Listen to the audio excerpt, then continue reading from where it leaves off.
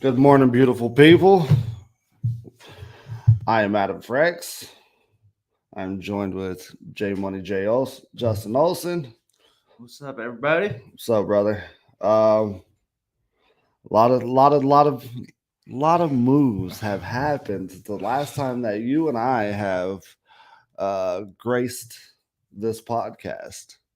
Yeah, To say the least. And obviously, it's one of those things, man. We definitely have to start with. I mean, the biggest move for the Kansas City Chiefs was uh, trading Tyreek Hill. That's something that I woke up to. Well, it's something that I went to sleep with. That I'm not sure who sent it in our group message and talking about. We're talking about trading Tyreek, and it's like, all right, maybe a week, couple weeks, something like that. Wake up, Tyreek Hill's a Miami Dolphin. What? So initially, what was your first thought? dumbest thing that could have possibly done. Okay, so also I agree. So, but as time has went by, it's something that I definitely understand. It's a thing that as you're looking to, let's say, I mean, this is the Patriots, for instance. How many times did they flip their team and be a different part, like a different team, either offensive team, a defensive team? So it's one of those things where I'm not one of those people who's like, oh, in Beach we trust, because he has been solid, but like not every move has just been through this, been great nonetheless. Defensive line who struggles at, let's be honest here. Right. But you see what they're doing. You're going to get more value trading Hill this year. You can't necessarily afford to have him and also have uh, a multitude of depth at most positions on your football team. Right. I think it's just you know, I don't know if we've ever seen someone at that caliber as a Chiefs fan as a wide receiver. Yeah, that's why it hurts, man. So because we were talking about this, like there's three players that come to mind who I've never seen pop off the screen the way that they pop off the screen. Deion Sanders, Barry Sanders, Tyreek Hill. Like those are like the three most explosive players I've ever seen in the NFL. And the idea that you're going to lose one of the most explosive players in the history of the NFL, it didn't sit right with me.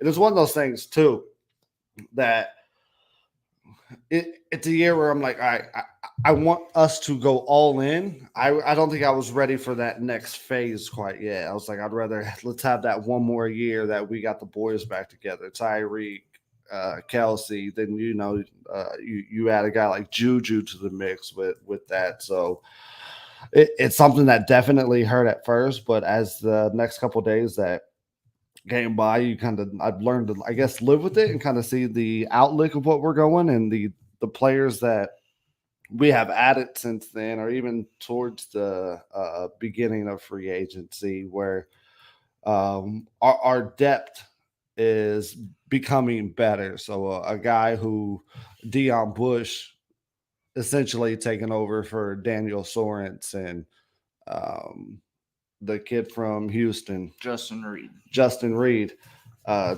taking over for Matthew. So will he ever reach like what peak Matthew was, like top tier Matthew? I don't know, but I think he can be what Matthew was last year. So you're talking about a guy who was younger and a lot less expensive. Yeah. And I think at this rate, we done flipped. I mean, we got some, not young guys on the offense, but at this rate, I think it's time to revamp that defense. And I mean, now that you see it all playing out, you know, I think it makes sense just for the simple fact that Veach is doing what he has to be able to pick the best player available instead of trying to pick and choose what he absolutely needs for the draft. And I think that is going to be huge, even though, everybody wanted a wide receiver. But I think at this rate, we got to go defense more No, in the draft than anything. I was saying that even before Tyreek, we got traded Tyreek, we got Juju, we got MVS. defensive line and edge rusher is preferably what I'm looking for. Like, let's shore up that defense. I would much rather have a quarterback in Patrick Mahomes who has to manage it because the defense is so good and let him manage and be spectacular at the same time than him constantly have to put up 30 to 35 points a game. Right. Kind of like the Patriots did with Tom Brady. Exactly, because it made sense, man. How many Super Bowls did Brady win where he had a top tier offense? None. Until he played for the Bucks. Well, yeah, until he played for the Bucks. But even then, so that Bucks team had such a great defensive line that year. Well, especially towards the end of the year, they started to figure it out. So the secondary started to clamp up. So it's other, most of the time when Brady was winning championships, and I'm not taking away from his greatness because I think he's the best quarterback to ever live. But uh, a lot of it had to do if he could manage the game, he can win championships. Frankie said, "Go get Watson 6'4", 4.3 speed." I'm not sure who that is. Yeah, I mean, see, that's the Johan or something. I think his name's like Johan Watson or something. So this is when I will bring in our draft experts to explain to me who is who and what does what. All I know is I've seen 1,000 fucking guys run a 4.2 40 is what it seems like. So a lot of guys are fast. So, but yeah, the idea, I hope we don't. I mean, I know we have 2 late round first picks, but I hope that we don't necessarily go get a wide receiver in the first round, man. I wouldn't mind seeing a cornerback in the first round and a defensive line in the first round, and we kind of shore up that defense for these next. I mean, we have some pillars back there with. I mean, you have Jones, who's honestly he's going to be kind of towards the end of his tenure, if we're being honest here. And then you have Gay and you have Bolton, and then Thornhill is still relatively. I mean, he's still young, so it's one of those things like let's build something up around those guys, and let Pat manage the offense because we're going to be successful. I don't want to say regardless of who you put on that side, because that's definitely not the case, but we're going to be successful just because it's still, in my opinion, I still think Pat is the best quarterback in the league. Honestly, that might be biased, but there's not another quarterback in the league that I'd rather have other than Patrick Mahomes. Yeah, I think it's going to be interesting for sure. I mean, but if you have with Pat, you don't need a tremendous offense. I think you could put mediocre receivers around him and he could manage. I think if you give him that, top 10, top 15 defense, then no matter what, I think. Oh, you're a perennial championship contender. We've been a perennial championship contender based on the weapons that we have had on offense because you've had, top 3 to 5 wide receiver in the league. In my opinion, the top tight end in the league. So and then you can kind of fill in between that. You can get what Pringle does well, what Hardman does well. I don't have nothing good for Robinson. Couldn't be happier that he's a Raider. Frankie says, man, I wouldn't care to see a cornerback in the first, but Veach can pick those in late rounds. He's been great at it. He definitely has, man. I mean, let's be honest. No, he has. So let's think about it. So he's Mike Hughes, Charvarius Ward, Fenton, and Snead. None of these guys have we've given up any capital for, so he's definitely right on that. So, but my thing is, if there is a top tier cornerback, now what you don't have in any of those guys is being a top 10 corner in the league. Right. Maybe top 15, top 20 with Ward. There was a lot of people who hated on Ward, but I was a big fan. So. But yeah, I still, if we went cornerback first round, I would be elated with that. If we went 2 D-line, D tackle, and edge rusher, I would be elated with that. I think that's more of an important aspect that we need to focus on is getting pressure on stopping the run and getting pressure on the quarterback. Yeah, especially if we don't bring Melvin Ingram back, and I mean, he stuck around pretty late last year, so I'm hoping that it's I do the think draft and then maybe work something out with them and still bring him back. But I think that's what you're going to get out of a guy like that. I see Matthew kind of playing the same thing, and Julio. I can see a lot of these older veteran guys wait until after the draft, see what these guys do in draft, and see where they fit, and B, see who gets the most money that's in the correct fit. So, yeah, I read a thing last night that said something about the Cardinals talking about signing Julio for like 1 year, 6 mil or something like well, it that. makes sense. They did the same thing with AJ Green last Right. year, so it's one of those things that it makes sense. And I wouldn't necessarily say that it was a success or a failure with AJ Green last year. It's just he was playing the role, and he was okay. At this point in Julio's career, I don't think anybody's looking for him to be that 1,000-yard receiver. I think you're looking for him to be that receiver who is reliable, give you that one extra weapon to put you over the top. Right, which is, I mean, I think is exactly what we need right now. You still think we should go after a guy like Julio? Yeah, because I mean, we drafted Cornell Powell last year. He didn't even make the team.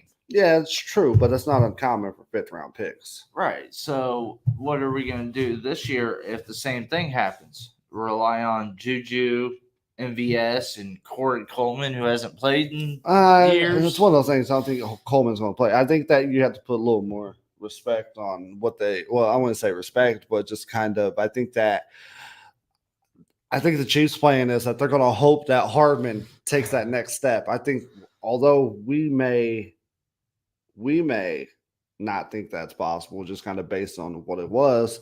But I will give him this: every year his numbers have gotten better. Going into year 4, does that mean he becomes that 1,000-yard receiver? Probably not, but this is the year that you're definitely going to lean on him the most. I don't want to necessarily say lean on him the most, but this is his opportunity to show out that he can be leaned upon. If you're going to guess, if I had to guess between all the guys, between Juju, MVS, and Hardman, I'm gonna go with Juju's going to end up as the number 1 wide receiver. Yeah. I also wouldn't be surprised if we do take a wide receiver in the first round and look for, like, hey, we're willing to let this dude ball out.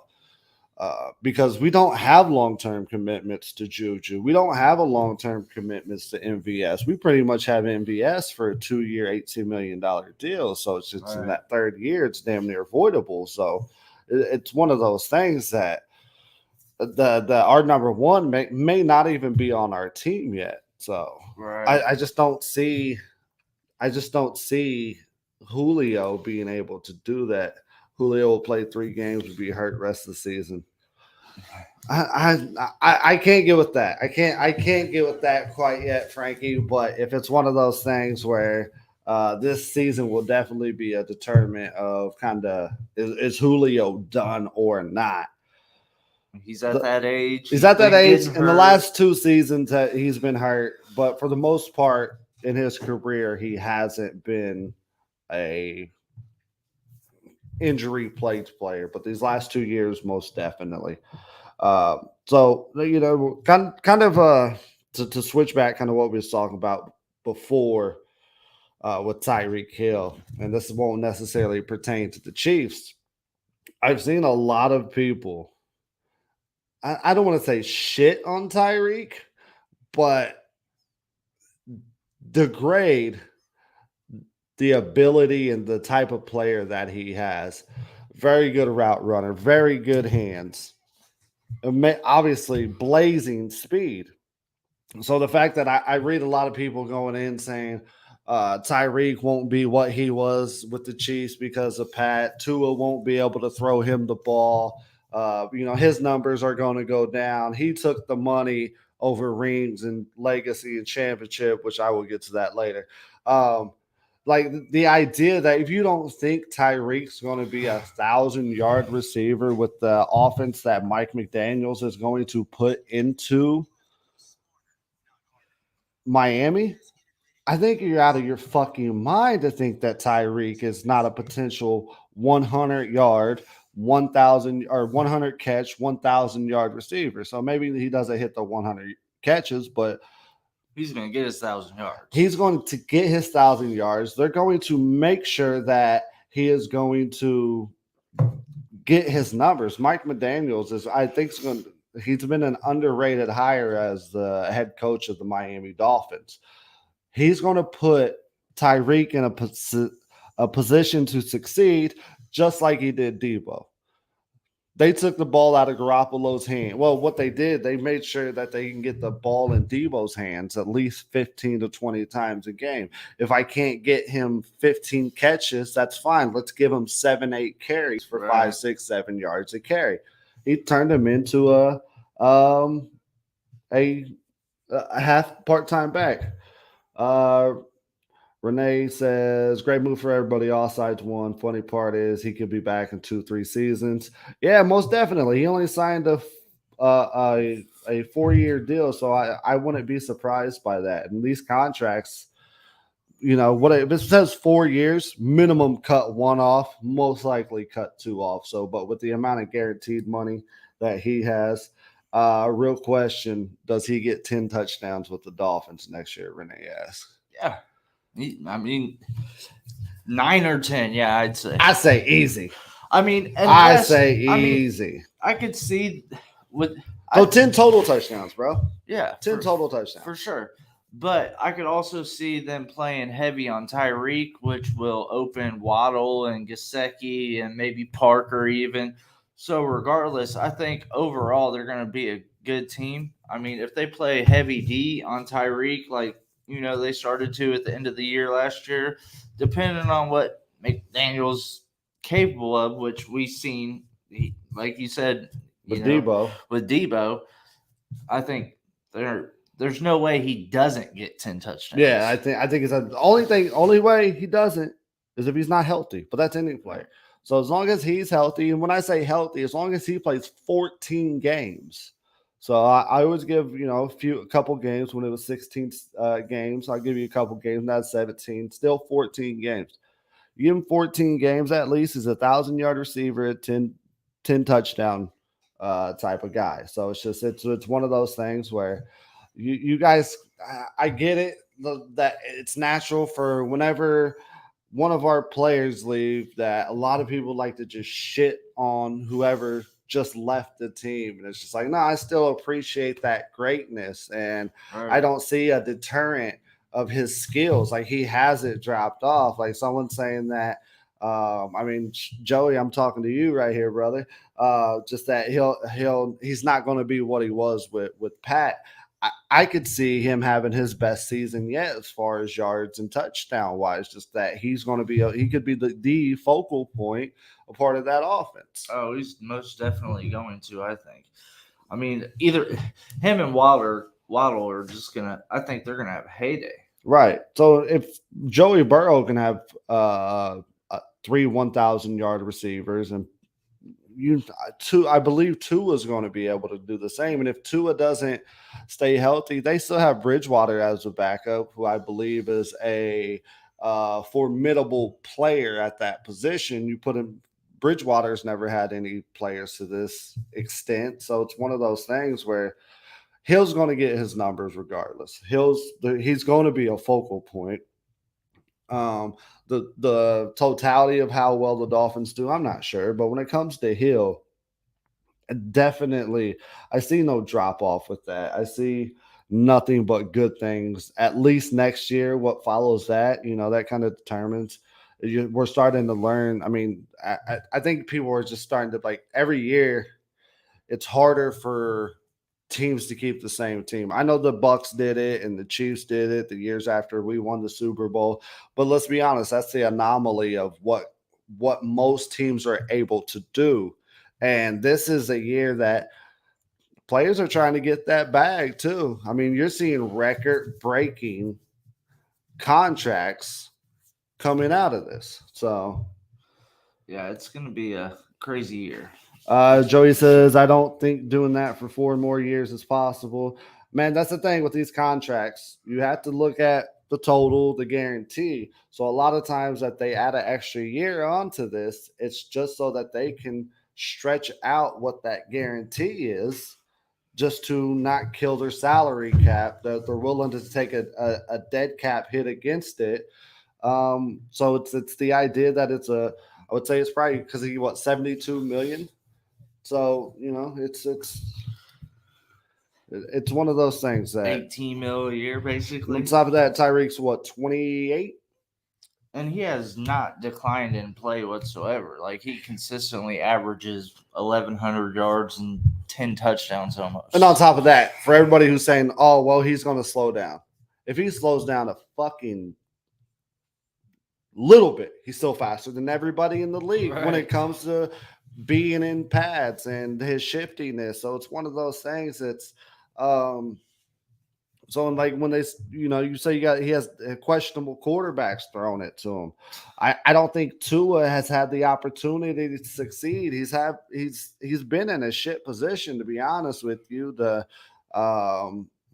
He started when he shouldn't have, as far as because Fitzpatrick was doing well. And then he gets in games, and then they start pulling him out in 2-minute drills and just like funky shit. And even last year, I think Brissett was the backup, and they're starting him. So now you give him a head coach who's like, all right, this is my guy. We're going to go all in with him. Give him that confidence, because down that stretch, Tua played well. People forget that the Miami started off 1-7 and damn near made the playoffs towards the end of it. They were in there until the very last week. So now that you're building upon this, they got better running backs and all of that stuff. So, and okay, I knew this was going to pop up as far as like Hill's top speed isn't the fastest. It's his acceleration to his top speed. Acceleration is more important than top speed. How often does somebody have the availability to have a 30, 40-yard run with nobody around them? Hill is still by far. I don't care that there's been other players who have topped off at 22 miles per hour, and that was the fastest time. That doesn't matter. That's plays that literally probably no one touches him. Hill can have 4 guys around him, juke them all, and fucking burn them. Right. So like the top speed thing is it doesn't necessarily translate to every football play. Give me, dude, there's so many instances where Hill can run a wrong route, but he's just so fucking fast that it doesn't matter.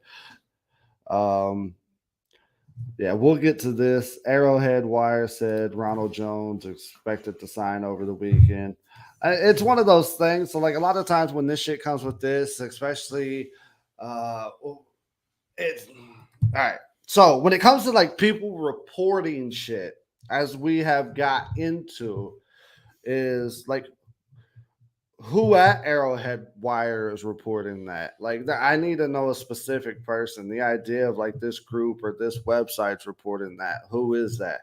Do I think that's a possibility? Yes. Like, would I like that to happen? Yes. But I literally read the tweet too from Arrowhead Live. I follow them on Twitter, where they said, how did they fucking word that? That they agreed to terms. Yeah, they agreed to terms. And the deal should be signed on Sunday. Well, the thing with like how a lot of these people report shit is that when they agree to turn, they don't just. You will see a guy who has a blue check mark on Twitter saying that they agree to terms and that he's going to be a chief. You don't have these guys who's like, oh, he's going to sign on Sunday. Either yes, he's going to be on the team or he isn't. So like this kind of balance of this reporting that has happened in this offseason just shows you like at this point it feels like anybody can be a fucking reporter. So it's just it's so many people attach shit to it as if it's truth. Like Randy Gregory supposedly signed back with the Cowboys, and then later on that day ended up signing with the Well, Broncos. that fucking situation was wild. Frankie's hill shiftiness and the way he can break away from tackles and throw his speed is what makes his ass so dangerous. His route running is also incredible. Agree with all of that, brother. Agree with all of that. So with the Randy Gregory thing, he did agree to it and he was going to sign it, but whenever they sent the contract over, it was worded differently. Yeah, it was worded differently than what they had agreed to, and that's kind of how he ended up with the Denver Broncos. So it's one of those things too. Him going to the Broncos, very good player. I don't think he's what he was 2-3 years ago. Solid player that the elite of elite that he was 2 years before he signed that big contract.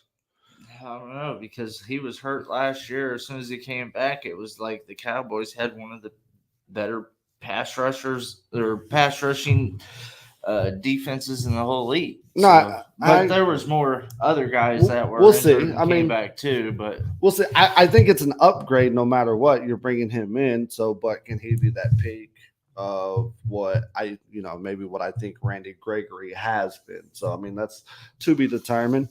What Denver is surrounding him with, maybe Denver's going to be salty this year, man. Their defense is going to be real fucking salty this year. So other than, what is your favorite move so far of the Chiefs? Taking the Hill one out. I don't know if that's your favorite one, but if it is, take that one out. I think I don't know. I'm hyped on Justin Reed. I really am. I mean, the fact that he came in behind Tyrann Mathieu when he was still with the Texans and kind of learned behind him. There was another guy too that was there, another big time safety that he kind of learned behind. And I mean, just watching his film, he looks like he jacked Tyreek up last year, and he's laying the wood. He's I don't know, just the way he talked in that press conference when he first did his KC press conference. I was like, he just got me so stoked and hyped up. And then I watched some highlight reels, and I was like, man, this dude, I can't wait.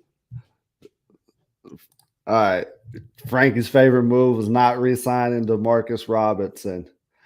Hey, man, that's solid. I mean, I'll parlay that with not re-signing fucking Daniel Sorensen.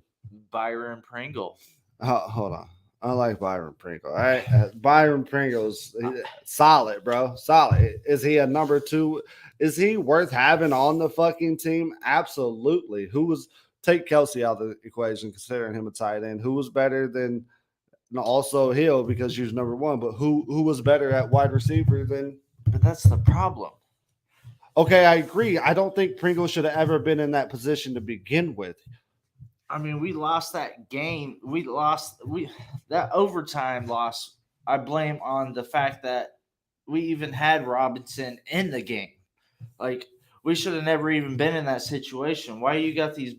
Like, if you ain't even got a number 2 wide receiver, you should probably address that. I get it. You got it was a little late then, though. A little late. Well, obviously, but the fact that you just kept bringing back Pringle, kept bringing back Robinson, like you wasn't even trying to, like McCole Hardman. I get it. He's got the speed. He's on his rookie contract. Yeah, but Pringle and Robinson, I felt like they were, they don't welcome out, and it was time for them to go. No, so I thought about that with Robinson last year. So it's just the fact that we brought him back for one more year, that we didn't kind of let him go on his way last year. It was just, and how we would try to use him in clutch situations like that. Like, why is he the number 1 read, or is he the number 1 read in that situation? Or is that something that, Patty was like, I gotta go there. Like, this is a route I see open. Frankie, I love Patty, but that overtime loss is on my boy for sure. Same thing. I love him too, man. Just something happened down there that we wasn't expecting. Especially with how. But D-Rod dropping 2 passes, 2 out of the 3 passes in the overtime didn't help for sure. Yeah, but like you said, the fact that he was even out there to Yeah. be put in that opportunity, Yeah. there's probably not a receiver on our roster last year that we would have rather seen. I'd rather seen Josh Gordon in that situation, Hardman, Pringle, really anybody. So, Anybody. I mean, and then probably Robinson over a guy like Kemp or something. But shit, maybe at that point, maybe we ain't seen enough of Kemp. Right. I was hoping for Garrett Dieter at that point. Well, he's going to have to pull him off the practice squad, so I don't think that would have been legal. So the Chiefs have 12 picks coming up this year. We keep all of them. No. Do you think we trade for an established player, or are we trading up in the draft? Well, I think I'm hoping this James Bradbury talk is really going to go through. You know, if the Giants For are the willing to eat that, Quarterback from the Giants. yeah, if the Giants are really willing to eat that salary cap hit for, you know, draft picks, you know, he's been in the league, he's established, he's a cornerback that's probably better than most of the ones we have on our roster right now. I think that'd be the way to go for sure. And I also think, I mean, like with the Dolphins, we didn't really, I mean, yeah, we got a first round pick, but it was the 29th. So it's, We essentially got a second round pick. right. So, Essentially. After like pick 16, I don't know, pick 18 through 20, you're pretty much dealing with second round talent. Most years, probably some years fluctuate from being less or to being more. So, you know, I've heard this draft is pretty deep as far as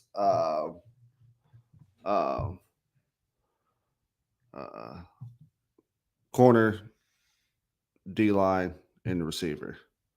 So Seth says, I'm tired of Dieter give up on that guy already, that dude already. And then Frankie, shit, he had the response that I was going to give him. How you going to give up on a guy that's just a practice squad guy? Don't give up on our QB's best friend. I mean, essentially, that's what the fuck he is at this point, man. I mean, if Patty likes him there, they've expanded the practice squad to 14 players. I believe it's 14, 16, something like that. And they get to make a couple appearances a game. That doesn't cost. You know, it's kind of almost a minor league thing at this point. I don't hate Dieter. I don't expect nothing from Dieter. I don't hate Dieter on the practice squad. yeah, that was probably part of Mahomes' contract. Yeah, it's just like we got Dieter. to keep my boy around. I mean, he must mean a lot to that locker room if Tyreek Hill signing his contract and he has the picture of fucking Dieter on his picture with Rosenhaus and whoever the other random white was. So, yeah. So it's just it's one of I don't have a thing for or against Dieter. It's just it's what it is. That situation is what it is. So, yeah, he's a morale guy and he's the party organizer. You need one of those guys. You know what I mean? You got to have one of those guys that just kind of, you know, puts the gel in there. Maybe his talent isn't actually worth being an NFL player. And now that they have a practice squad exemption where it doesn't matter about many years, he may be a 12-year practice guy. Like, shit, why not? Let's fucking keep him around. And then before you know it, he'll be in Kansas City media and everybody will love Dieter because he's going to be coming across your airwaves in Kansas City media because he's been here for so long. So, Ronald Jones, do you want? Is that something that even perks your interest? Is that a guy who, per se, like if we are signing him, does that do anything for you? I mean, I think he would be a good, you know, backup running back, but like I feel like I don't know. I feel like the one thing that say McKinnon brought was the catching the ball out of the backfield. Right. Is Ronald Jones that guy? I don't think so. No. I mean, yes, Fournette, you know, he was better at that, and so that's why he got all of those catches. But last year Fournette became that guy for the Bucks, and Ronald Jones got 100, almost 100 less carries because of that. Because now Fournette was catching the ball out of the backfield. Is Jones a type of running back that you think could push Clyde and turn into our starting running back next year? No, Not at all. Not a chance. no. I disagree. You think Jones can take the starting job from Clyde? I do. I don't think it's a great thing if it does, but I definitely think that he can.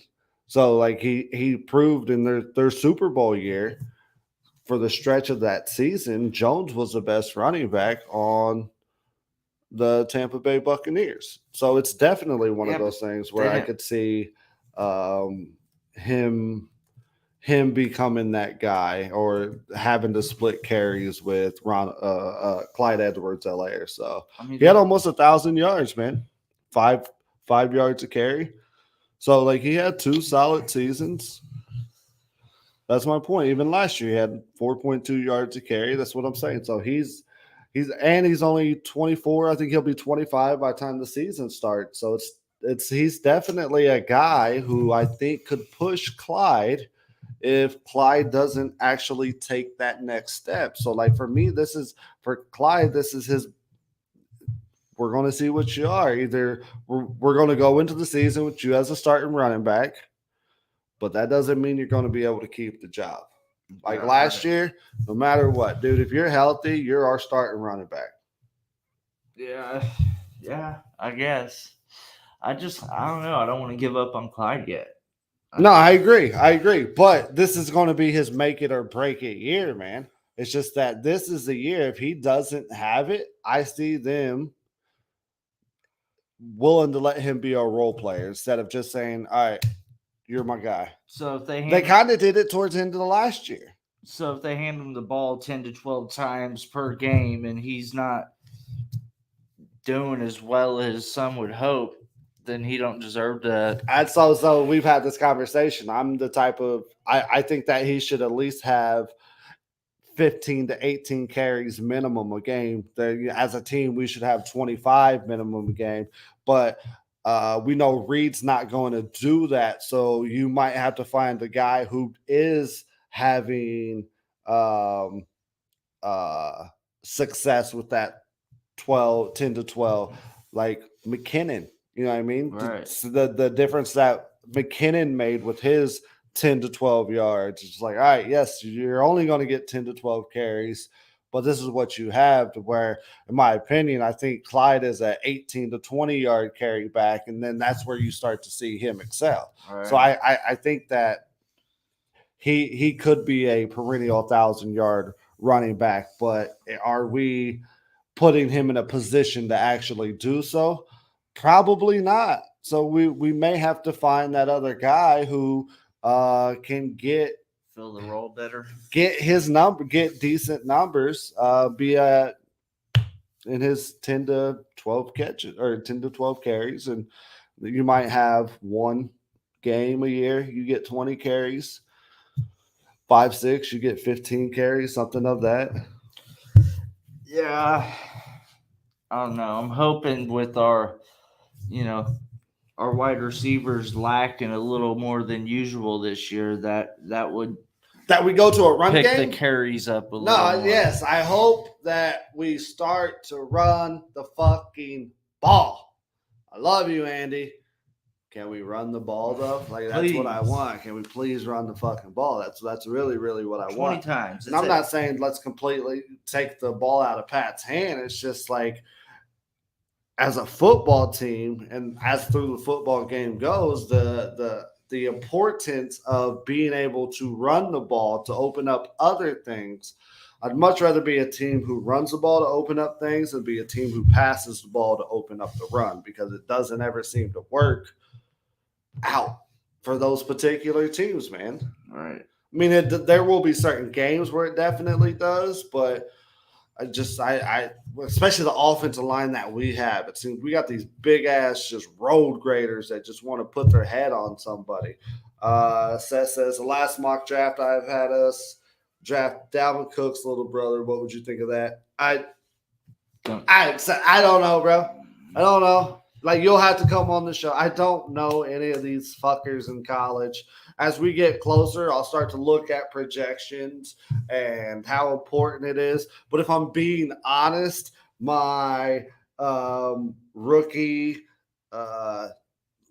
my rookie research is purely for fucking fantasy football. Right. It's for dynasty fantasy football. Who possibly can I take? So, but to be able to break down 7 drafts, who's going to be good in the 3rd round, 4th round, who the Chiefs might want to take at left guard or right tackle, just anything like that. So I don't know. I didn't watch the fucking national championship game. I don't care. Only college football I care about, which breaks my heart, is Jayhawks. I'll watch that. I like my heart broke on that. I fucking can run through a lot of people on that team, but other than that, man, I can't get into it. College football is just not my type of game that I enjoy. If he's anything like Dalvin, sure, we'll take him. But if that's the case, then he's probably not making it to the 29th pick. Yeah. I don't know, man. Running backs don't go early. So yeah. I guess plus, I don't want to take a fucking running back in the 1st round. No. You don't. In our offense, you don't need that, like, unless we're getting Jonathan Taylor like we could have, which we was fucking wanting. Other than that, no, I'm not interested in running back in the 1st round. I don't know where he's projected, maybe 3rd, 4th, 5th round, whatever. Yeah, absolutely. I'm not against something like that. Also, what if we bring back Fisher to play right tackle? No. You think that would work? That was work. He graded out well last year for Indianapolis. I'm not against it. The line depth. At that point, you sign him to a veteran minimum or $2.5 million, something like that, to right tackle. I hope Lucas Nine can play. No. If not, then at least have that guy that we picked up to kind of be there if Nine got hurt. Okay, but yeah, for sure. But if we have the availability in a roster spot for a guy, I don't think that's a bad thing. You know what I mean? The chances that now we're dealing with like limited numbers on like we can't sign everything for depth because, you're probably going to go into the season with what? Definitely no more than 10 offensive linemen because a lot of times teams don't run with 10 offensive linemen. You're talking 8 to 9 offensive linemen that you're going to run with. So relatively, we have our starting 5. Then we re-signed Rimmers, right? Yeah. And we re-signed another guy, right? Austin Reeder. Yeah, and Austin Reeder. So right there, we're talking about Wiley. Yeah. So we have a bulk of our offensive line back. The idea of bringing Fisher back, I don't hate it, but just kind of the numbers games of we're kind of limited on. I don't see us, if we take an offensive lineman, it's going to be in the later rounds that hopefully we can sneak on to the practice squad unless he absolutely blows us away. So I don't see us kind of hitting that spot any more than kind of the scale of the guy that we picked up this off season. So it's going to be pretty much nobody. I don't want to say nobodies, but guys who are relatively unknown. Would I hate bringing Fisher back? No, not at all. I think that would be an okay move. I think that he would actually be the starter, but I just don't think it's feasible at this point to add another number to that particular position. So, but it's not a bad idea. If I was playing Madden, for sure. All right. Like it's one of those things. So I hope we use our picks to go almost all defense though. So I feel like we got enough youth and okay, so what? So I'm assuming like all picks. When you say all picks, all defense, you're talking about higher, like because you're definitely not going to use all 12. No, all on defense. But what other position would you see them want to take a stab at in the later round? I think wide receiver is probably something they're definitely going to take a stab at. Obviously, edge rushers hopefully going to be earlier than the later round, but I could see them picking up another edge in the later rounds. Mm-hmm. cornerbacks for sure. Maybe I don't know. So offensively though, it's probably just running back, wide receiver, fifth, sixth, seventh round. I don't know. It seems like we like to draft tight end almost every year. This is true, but we have 4 on the roster already this year. So if we do that, I would be surprised. If we do that, that is not a great indication for Noah Gray. Yeah, that's not a great indication for him. So it's just that doesn't look good for him. You know, we bring back Bell, we have Jody Fortson, and then you have Gray, and then you have a new guy come in. You know, I mean, you take a flyer on him, 6th, 7th rounder that you're going to put on the practice squad. So it's just that at that point, you're thinking post Kelsey, how many years does Kelsey have, and just shit like that. So, yeah, I don't know. It's just if I had to have picks, I would. Or my pick of the litter. It all depends on how the draft goes. But if it's like ideal, it's edge rusher. Shit, I would take fucking 2 edge rushers. If they were like 2 really good ones, I would take them both with my first pick. I would love to see a good D tackle come in. I wouldn't mind that being a veteran, but I wouldn't mind taking a pick on a D tackle to play there beside Chris Jones, maybe more of a run stuffing D tackle like Reed was supposed to be, but that was an absolute fucking travesty. And a guy, second, safeties. I think we're okay. We got a good solid 3. We're going to need another one. Armani Watts he's a free agent, so he's not going to be coming back more than likely. So, and he was a special team standout. So, but it's corner. So, D-line, corner. You don't think we'll draft another linebacker? I don't think we need to. I think we might because we're going to need the depth for it. I think we picked up, 2 linebackers from your list? 1? I know and the Parker kid. I don't see no Parker kid. From the Panthers? Jermaine Carter, yeah. Read my Yeah. So Jermaine Carter. So it's just, yeah. So I think that we have picked up a little bit of depth there. So that might be a later rounds. This is what's been nice about Veach. I'll not give him this is like, out of our whole team, there's really 3 spots that we're like, all right, this is what we kind of need to go to. So that just kind of tells you the depth of that he's built with this roster so far this year, and it's still to be determined. So, and then you might be able to take that 1 spot away in the wide receiver. We may have our answers with Juju and MVS, but I think a lot of us want us to go out and kind of get that big splash, that for sure. Or the hopeful that this is going to be the guy, but I would say it's mostly D-line and corner that we have to focus on. I would love to go out and get like a just astronomically athletic cornerback. Like, I mean, we haven't had a phenomenal cornerback since Peters rookie year. Yeah. I mean, if you're being honest, and even then there was like some good and bad that came with that because he took a lot of chances.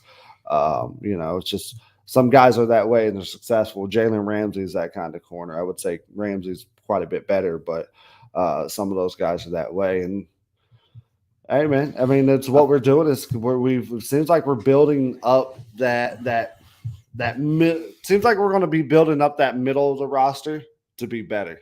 Because we've been so top heavy.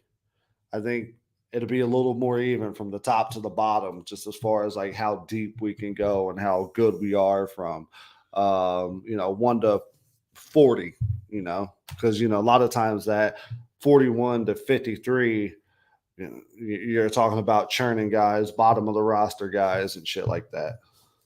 I just think we need a really good corner because we're going to have to guard Devontae Adams. No, this is for sure. And and Snead's been primarily a slot guy. Right. So, and we don't play that, hey, go follow our best guy, go follow your best guy. We really don't play that. I wish we would as much as man to man that we play. We do it sometimes. But we're going to need that, especially with the receivers that have gotten into Our division. our division. Yeah. It's going to be good. But I think that's where we also need our pass rush to step up too. So because you get Devontae Adams and Derek Carr a lot of time, they're gonna make you eat that. Oh, for sure. Frankie said, "I want to talk in Dynasty hat, man. I know I need to get some made. I do. For the last year, I haven't had a surplus made. So, yeah, man, I definitely need to. I'll have to holler at you, color schemes and what they are. These fuckers are expensive, though. I will tell you that they cost about pretty much it'd be $50. Pretty much it'd be $50. So, nothing but the best. We only wear New Era. So if you want one, holler at me, shoot me a message, and I will work on getting you one. Yeah.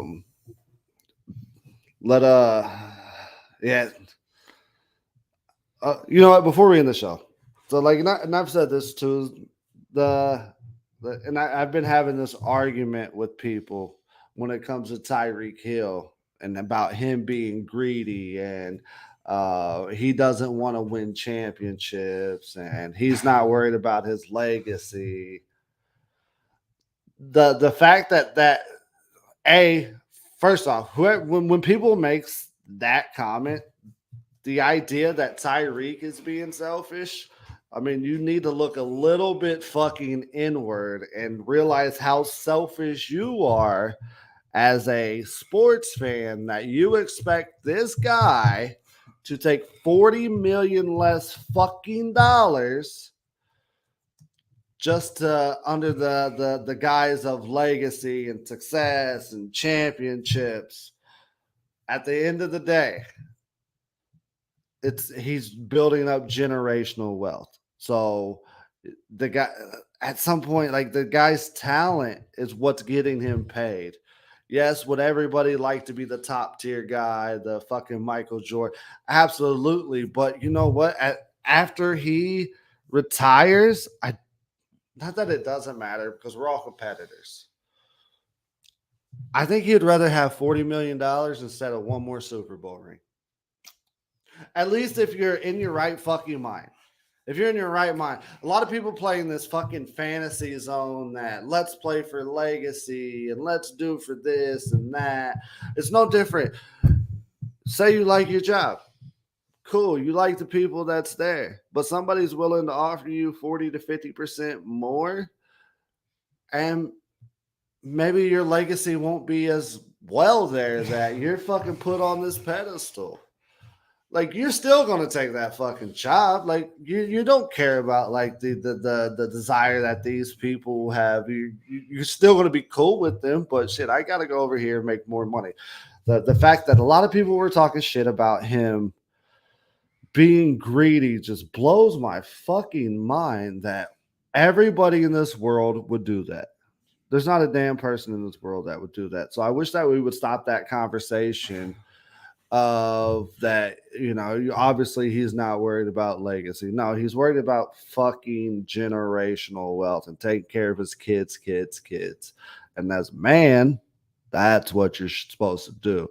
The legacy of his children, the legacy of his family is way more fucking important than the idea of a legacy in a sports game. That's pretty crazy.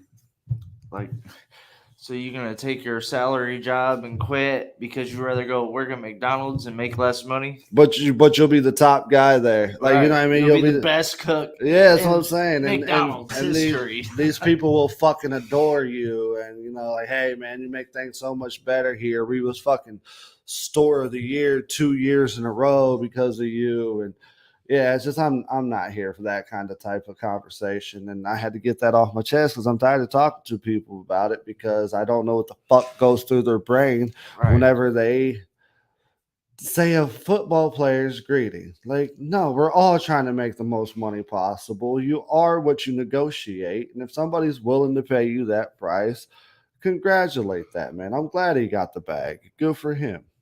$40 million is a lot of freaking money. Granted, I know that was the 120 and 80 we offered, and it's not 40 million based on guarantees. It was probably $25-30 million difference, but still, like, come on, guys, let's fucking get real here.